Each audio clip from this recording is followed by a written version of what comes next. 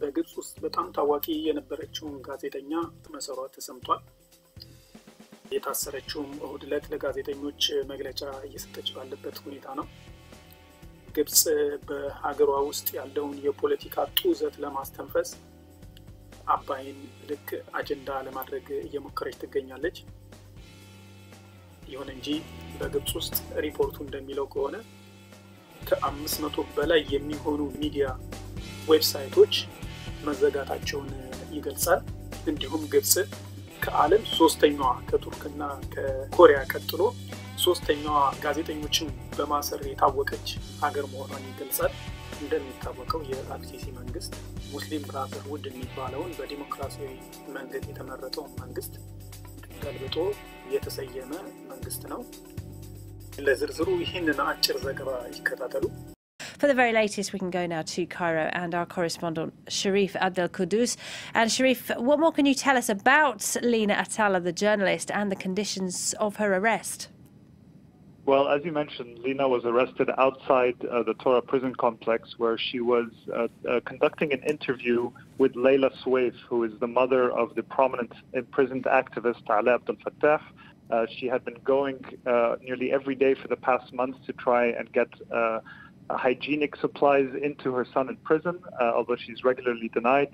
So Lina went to interview her there.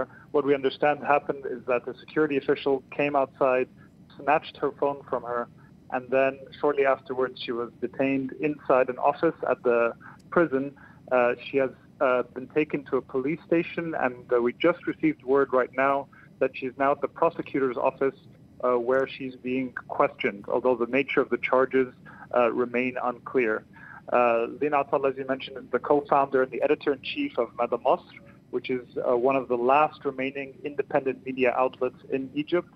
And her arrest and detention marks a severe escalation against independent media in Egypt and against press freedom in general. And what does this tell us about that broader crackdown on journalists in Egypt?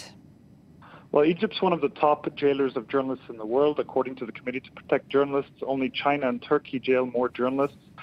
They use the charge of spreading false news to imprison reporters more than any other country in the world. There's something over 30 journalists in prison.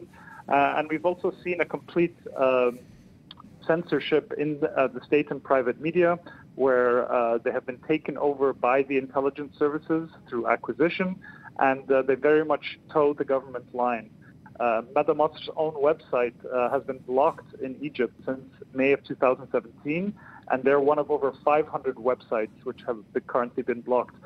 So the situation in Egypt has steadily deteriorated with regard to press freedoms in Egypt, and certainly Lina Atallah's arrest is a severe escalation of that as well.